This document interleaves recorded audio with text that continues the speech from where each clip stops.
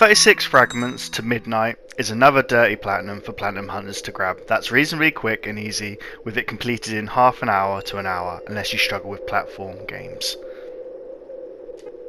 The premise is simple. Straight from the get-go, you're a glowing white cube, tasked with getting 36 fragments and returning to the beginning of the map from which you started. To stop you is various traps which mostly consist of laser beams or spikes, and that's all there is to it, except for one tiny catch.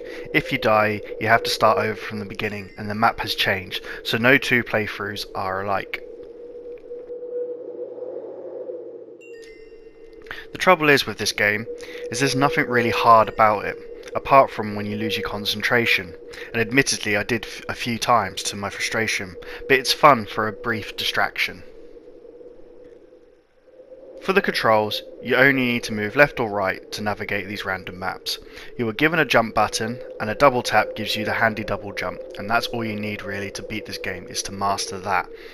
There is no in-game map and there's no additional skills, and that's all the game has to offer. There's not even any extras after you've got all 36 fragments, you literally just start over.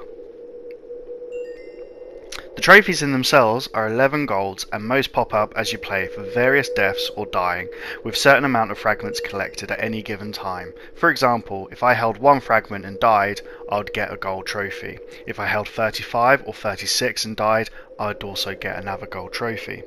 The only one of effort is to collect all 36 fragments and then reach where you started in under 6 minutes.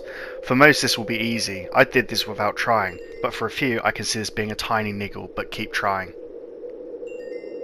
The sound effects and music in this is fairly poor and basic, with little effort put in.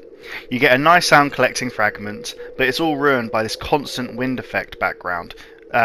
It just really becomes very irritating after a few plays, and it just grinds. I get the sense that it's supposed to give it a bit of an eerie feel, but it just sounds horrible. The gameplay is quick and smooth, and it should be for such a simple idea. Thankfully, as soon as you die, you're straight back in the action, which is good, but you can easily drop concentration and have some terrible mistakes made, which can get annoying more with yourself rather than the game. And graphically, it's nothing much. Platforms are black, as with spikes and hazards, and lasers glow white, with the odd warning triangle. All with a turquoise backdrop, and that's as much as you get, apart from some fuzzy creatures with glowing eyes that don't do anything. They just randomly scattered throughout the levels, as always at the beginning of the turn as well. So for me, this game is a 1 out of 5. I bought it cheap in the PSN sale to round up the price for some other games that I wanted.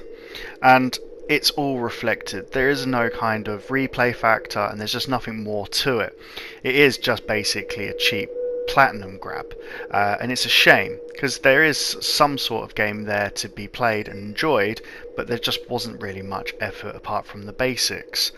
So for this game, it's really if you just wanted to pump your numbers up, or if you're in a platinum chasing competition, or even just trying to get some numbers up against your mates if you're in competition with them. But apart from that, this game isn't much else.